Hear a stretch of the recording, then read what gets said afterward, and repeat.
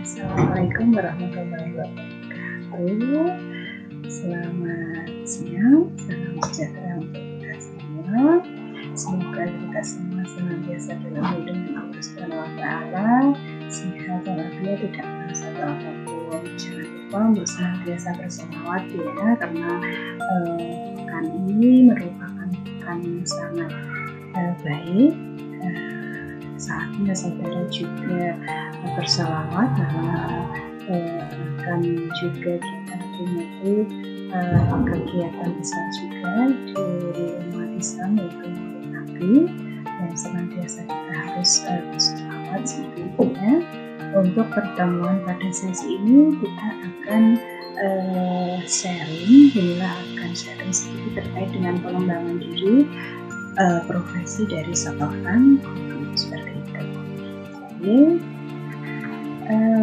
sebagai awalan, sebagai pengantar saja, bahwa sesuai dengan Undang-Undang Nomor 75 Tahun 2008 tentang guru, itu dibedakan adanya istilah pembinaan dan pengembangan kompetensi guru seperti itu ya, yang belum dan yang sudah berkualifikasi dengan jenjang strata 1 atau S1 yang saudara kenal, atau istilah lainnya adalah jenjang atau program D4.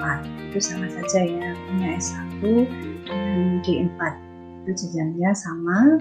Terus kemudian juga pengembangan dan peningkatan kualifikasi akademik bagi guru yang belum ya, artinya belum memenuhi kualifikasi strata 1 maupun D4, namun beliau sudah berkontribusi banyak di dalam ranah dunia pendidikan. Biasanya ini terjadi karena pada era-era yang terdahulu jadi masih D2 maupun D3 seperti itu.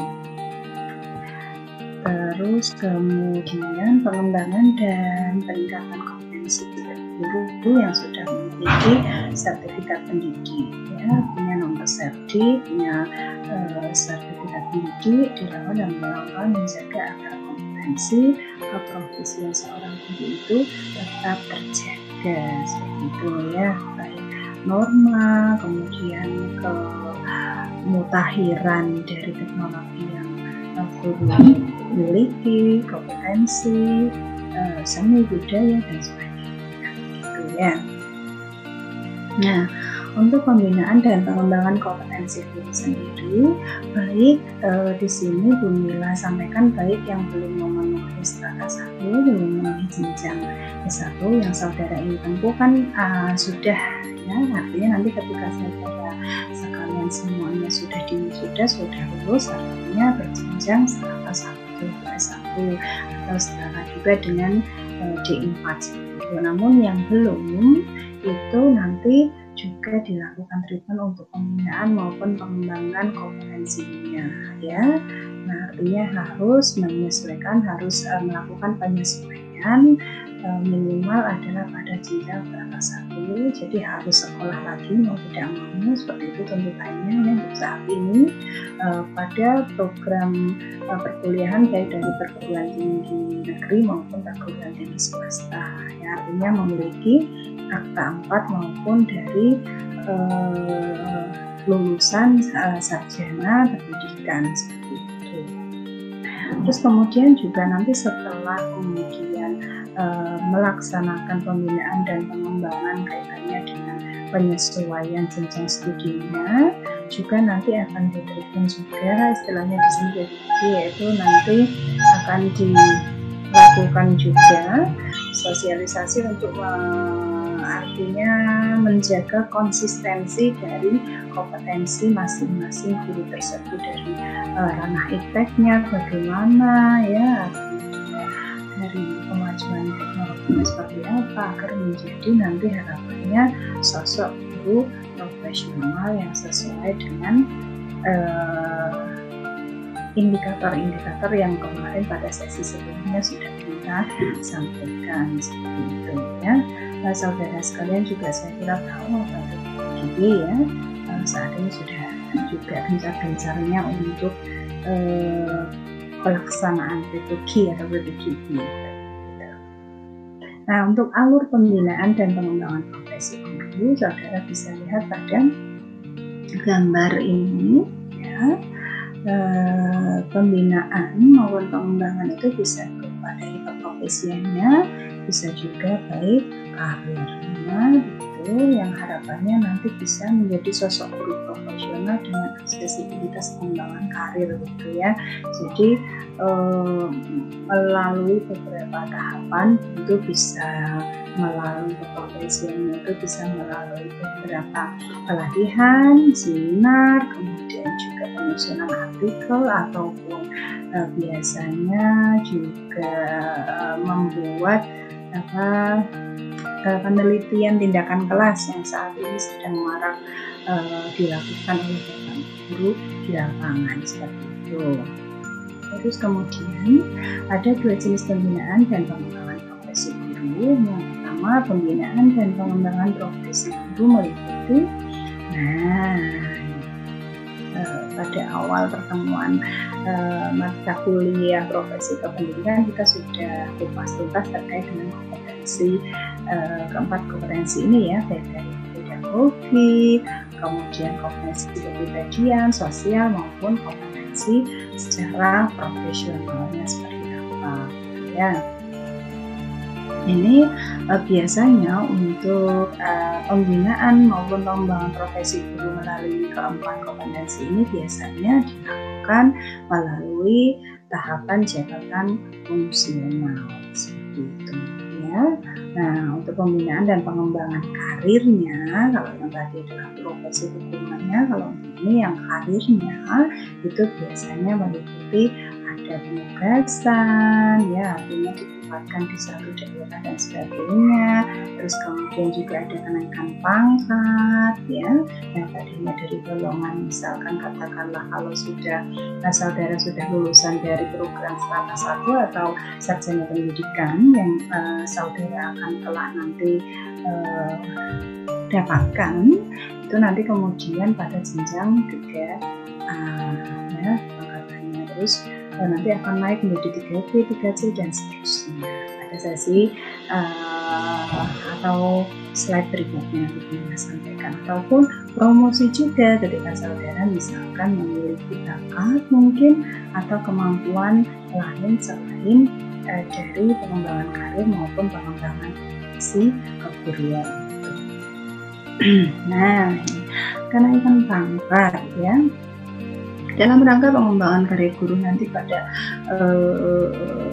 Permenek ya nomor 16 tahun 2009 itu telah ditetapkan jenjang jabatan fungsional guru ya, baik dari yang terendah sampai yang tertinggi ya. Untuk yang terendah itu biasanya dikenal dengan istilah guru pertama atau guru pratama gitu, terus kemudian guru muda, yang ketiga guru madya, baru yang jenjang tertingginya adalah guru utama gitu ya.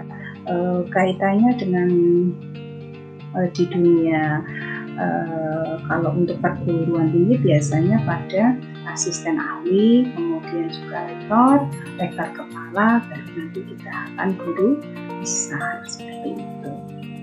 Nah, untuk kenaikan pangkat dan jabatan fungsional guru dalam rangka pengembangan karir merupakan gabungan dari angka kredit, ya, unsur utama maupun unsur penunjang. Ini nanti saudara bisa intip isinya secara keseluruhan pada Permenek PAN dan PR nomor 16 tahun 2009 seperti itu.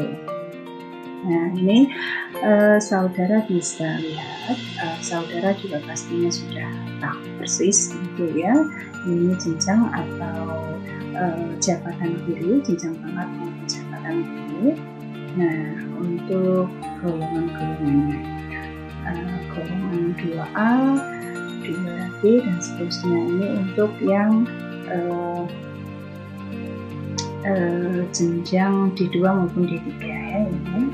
Kemudian pada jenjang strata 1 biasanya ketika saudara sudah lulus kemudian mendapatkan predikat bla bla bla SPD seperti itu, pada golongan ruang di tataran 3A ya, dengan jenjang kepakarannya adalah tenaga muda, kemudian jenjang jabatannya adalah guru madya.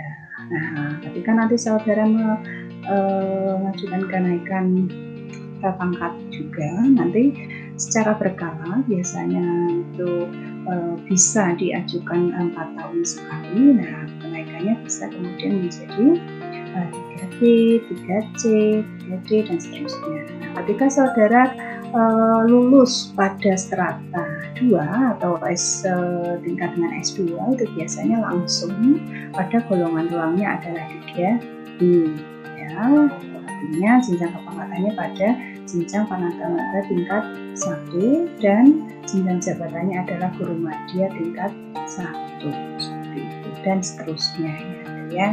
Ada pembina tingkat 1, pembina utama muda, pembina utama itu jabatannya tertinggi ya, jenjang pangkat tertinggi, kemudian golongannya sampai pol maksimal itu biasanya di 4E. Nah, ini untuk salinannya istilah ya yang ada pada peraturan Menteri Pendidikan Nasional. Ini dulu kalau yang untuk 2A, 2B, 2C dan 2D ini masih sama, yang berbeda mungkin di sini ya. Jadi kalau yang lama yang terdahulu itu istilahnya adalah guru madya ya atau Panata muda. Ini setara saudara ketika lulus S1, nah kalau untuk saat ini istilahnya adalah guru pertama 3A dan seterusnya. Ini untuk penyesuaian salinan nama-nama pada jabatan maupun pangkat maupun golongan keprofesian guru seperti itu. Nah, untuk jenjang jabatan fungsional guru, nah ini biasanya ketika saudara sudah lulus S1 ya, sudah mendapat gelar SPD, kemudian nanti akan mengajukan kenaikan pangkat setelah 4 tahun lamanya saudara mengabdikan diri, itu sudah menjadi PNS seperti itu. Nah, itu akumulasi ya, angka kredit yang ditagihkan yang tadinya 100 ya, untuk ketika saudara sudah lahir SPD begitu, nah nanti ditambah lagi kenaikannya menjadi 150 ya, kemudian tahun berikutnya 200, terus kemudian berikutnya lagi kenaikannya tidak lagi 50 dan melainkan 100 ya. Itu nanti angka kredit tersebut adalah diambil dari lama mengajar saudara ya, terus kemudian juga dari jabatan mungkin yang dijabat oleh saudara, kemudian juga dari artikel atau mungkin melakukan penelitian tindakan kelas dan sebagainya, itu juga ada poin tersendiri, kemudian mengikuti seminar maupun agenda pelatihan dan in-house training katakanlah seperti itu dan sebagainya lah, ketika membimbing menjadi guru pamong pada mahasiswa magang atau PPL mungkin seperti itu dan sebagainya ya. Akumulasi ini bisa diambil dari angka-angka yang tadi sudah Bunda sebutkan seperti itu. Terus penilaian angka kreditnya, tugas-tugas guru yang dapat dinilai dengan angka kredit untuk keperluan kenaikan pangkat dan atau jabatan fungsional guru ya, mencakup unsur utama dan unsur penunjang. Utamanya itu artinya lama belajar gitu ya, ketika menjadi seorang guru biasanya menjadi catatan bahwa harus mengajar memampu pelajaran yang menjadi home base-nya itu untuk 24 jam pelajaran ya, dan penunjang lainnya misalkan saja tambahan-tambahan yang lainnya. Unsur utama kegiatan yang dapat dinilai sebagai angka kredit dalam kenaikan pangkat guru itu terdiri atas pendidikan ya, pembelajaran, saudara pembimbingnya itu tugas, kemudian pengembangan keprofesian ya, terus unsur pendidikan tugas guru ini merupakan suatu kegiatan yang dilakukan oleh seorang guru untuk mendukung keberlangsungan kelancaran pelaksanaan kegiatan belajar mengajar sebagai seorang yang pendidik seperti itu. Oke, baik, terima kasih. Sekian dulu, semoga bermanfaat yang sedikit ini. Assalamualaikum warahmatullahi wabarakatuh.